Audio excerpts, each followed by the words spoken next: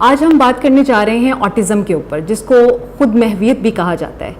ہمیں جہاں اور بہت ساری ڈسیبلٹیز کو مینج کرنے میں مسائل درپیش ہیں، خاص طور پہ پاکستان جیسے ملک میں، اور ظاہر ہے ہاں بڑے شہروں میں تو کچھ سہولیات موجود ہیں، وہاں پہ اچھے ڈاکٹرز بھی ہیں، تھراپسٹ بھی ہیں، لیکن چھوٹے شہروں میں، چھوٹے گاؤں میں یہ بالکل بھی کوئی ایسی سہولت موجود نہیں ہے جو کہ پیرنٹس کو اس چیز پہ گائیڈ کر سکے کہ یہ جو ایسے بچے ہیں جنہیں ہم آٹزم کا شکار بچے کہتے ہیں وہ کیسے نظر آتے ہیں، ان کے ساتھ یہ ابتدا کیسے مسائل کی ہوتی ہے، اور ان کے لیے انٹرونشن پلانز کیا ہو سکتے ہیں.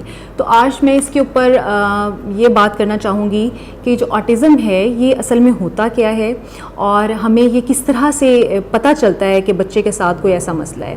دیکھیے، سب سے پہلی بات تو آپ کو یہ ذہن میں رکھنی ہے کہ جو آٹزم ہے یہ ابتدائی سالوں میں ہمیں نظر آتا ہے، یعنی بچے کے جو 3 سال کی عمر تک یہ ظاہر ہو جاتا ہے.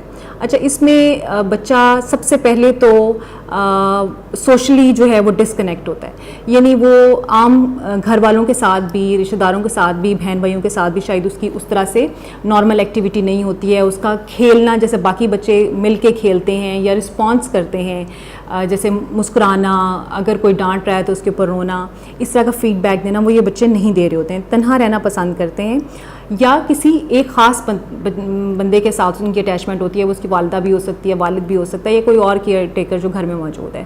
دوسرا، یہ بچے بات چیت کرنے میں جھجک محسوس کرتے ہیں. اچھا، اس کا مطلب یہ نہیں ہے کہ وہ بچہ سن نہیں پا رہا ہے یا اس کو بولنے میں مسئلہ ہے. اکثر جو آٹزم کا شکار بچے ہوتے ہیں، ہم ان کے خیال میں والدین یہ سمجھتے ہیں کہ شاید اس کی سماعت میں کوئی مسئلہ ہو گیا ہے اور ٹیسٹ کی طرف لے جاتے ہیں.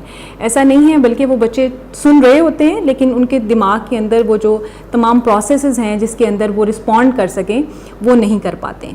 تیسری چیز یہ ہے کہ یہ کچھ خاص قسم کے جو ان کے اندر بیہیویئرز ہیں وہ ڈیولپ ہو جاتے ہیں، اور ان کو ہم ریپیٹیٹیو بیہیویئرز کہتے ہیں، یعنی مسلسل ہاتھ کا چلاتے جانا جس کو ہینڈ فلیپنگ کہتے ہیں.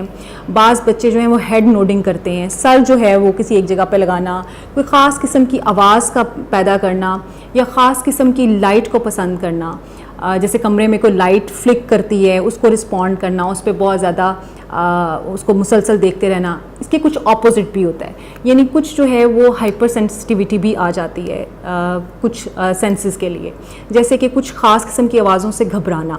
فار ایگزامپل، ہمیں محسوس نہیں ہوتا ہے کہ کمرے میں پنکھا چل رہا ہے، لیکن وہ ہو سکتا ہے اس بچے کو اس پنکھے کی آواز بہت زیادہ اریٹیٹ کرتی ہو. اسی طرح سے کوئی خاص قسم کی روشنی، کوئی خاص قسم کا رنگ جو ہے اس کو اریٹیٹ کر سکتا ہے. تو یہ سینسٹیوٹیز بچے کے اندر ہمیں نظر آتی ہیں، اور یہ ابتدائی سالوں میں نظر آتی ہیں. اب والدین نے کرنا کیا ہے؟ والدین کا کام یہ ہے کہ جب یہ سمٹمز بچے کے اندر نظر آنا شروع ہیں تو فوری طور پہ جو بھی آپ کے پاس ڈاکٹر موجود ہے اس سے رابطہ کیجئے. اسپیشل سکولز مختلف علاقوں میں موجود ہیں، وہاں پہ سائیکالوجسٹ ہوتے ہیں، سائیکیٹرسٹ ہوتے ہیں، ان سے رابطہ کیجئے. کنسلٹنٹس ہیں مختلف جگہوں پہ جو کہ ڈسیبلٹیز کو ڈیل کرتے ہیں، ان کے ساتھ رابطہ کیجئے تاکہ ان کو as early as possible intervention provide کی جا سکے، انہیں وہ پلانس دیے جا سکیں، ان کی اٹینشن سپین بڑھایا جا سکے، اور ان کی جو سینسری سینسٹیوٹی ہے اس کو کنٹرول کیا جا سکے. انشاءاللہ نیکسٹ ویڈیو میں ہم اس کی مینجمنٹ کے اوپر بات کریں گے. Thank you very much.